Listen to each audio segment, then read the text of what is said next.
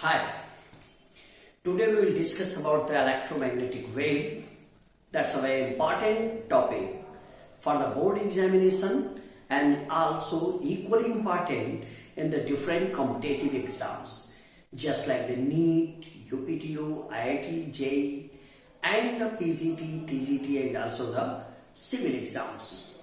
So, today we will discuss electromagnetic wave.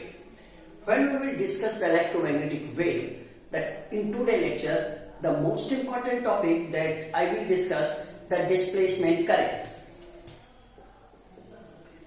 Displacement current.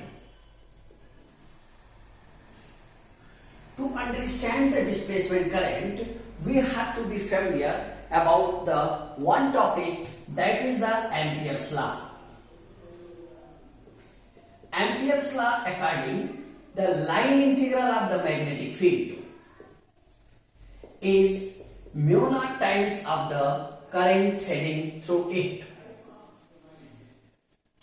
जब हम बात करें कि एम्पियर्स लॉ में कि इंटीग्रल बी डी एल यानी line integral of magnetic field जो है वो म्यू नॉट टाइम्स होता है करंट के।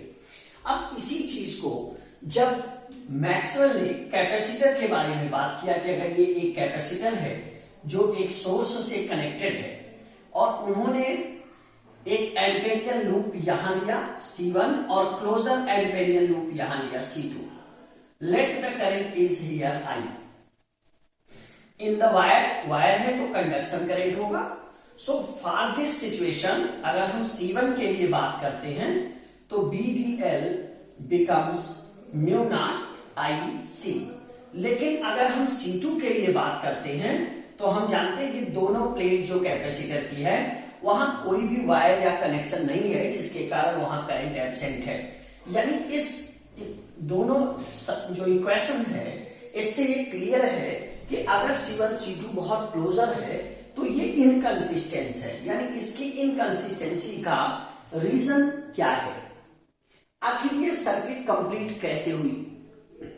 चूंकि कैपेसिटर पे Q चार्ज होता है तो अब सवाल ये है कि आखिर ये करंट फ्लो कैसे होगा और इसकी कंसिस्टेंसी कैसे बनेगी। इसके लिए मैक्सवेल ने एक करंट इंट्रोड्यूस किया और उन्होंने कहा कि यह जो करंट यहां होगी दोनों कैपेसिटर के प्लेट के बीच में, उस करंट का नाम होगा डिस्प्लेसमेंट करंट। ये डिस्प्लेसमेंट करंट कंडक्शन करंट के इक्वल होगी और सेम रोल प्ले करेगी जहां वायर नहीं है बिटवीन प्लेट ऑफ कैपेसिटर। देखने की कोशिश करते हैं कि आखिर ये डिस्प्लेसमेंट करंट कितना होगा। इसके लिए थोड़ा सा बैकग्राउंड में आते हैं कि अगर ये कोई कैपेसिटर है और इन पर जो है सिग्मा और माइनस सिग्मा चार्ज डेंसिटी है, तो यहां अगर हम बात करें कि अगर प्लेट एरिया ए है तो यहां इलेक्ट्रिक फील्ड कितना होगा, इंटरमीडिएट या जो बिटवीन द प्लेट्स रीजन है दिस होगा। यानी sigma becomes what, electric field E into epsilon not. अब ये अगर है तो चार्ज ऑन प्लेट कितना हो जाएगा, Q equal to sigma into A, यानी it becomes epsilon not E into A. If clearly we see E into A by definition it is electric flux. अब अगर हम बात करते हैं करंट की तो वी नो ना current is what, dq by dt.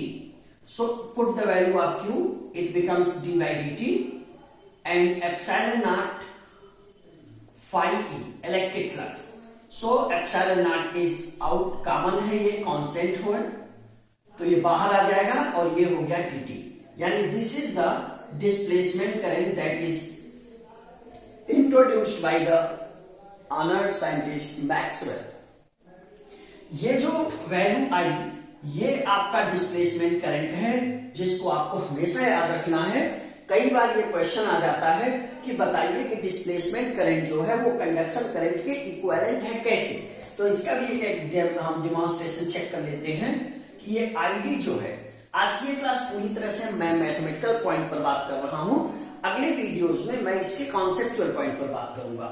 यानी epsilon not d by dt अगर हम गॉस लॉ को यूज करें तो phi becomes Q upon epsilon naught.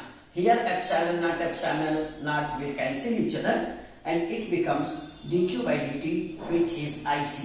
यहां से हम 2 पॉइंट निकलता।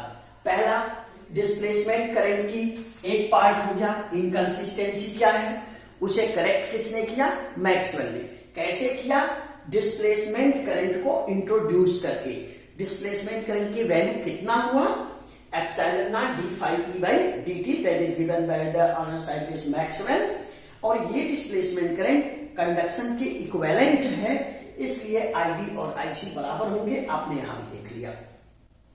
अब अगर हम बात करें कि जो एम्पियर्स लॉ था इसका क्या होगा, यानी अब कहा गया कि ये जो एम्पियर्स लॉ है ये मॉडिफाई हो गया मैक्सवेल के द्वारा, और यह रिजल्ट आया equal to mu not times of IC plus ID. IC plus ID, here ID is the displacement current, यानी it also equal to mu not IC plus epsilon not d phi E by D t. ये आपका line integral हो गया magnetic field का।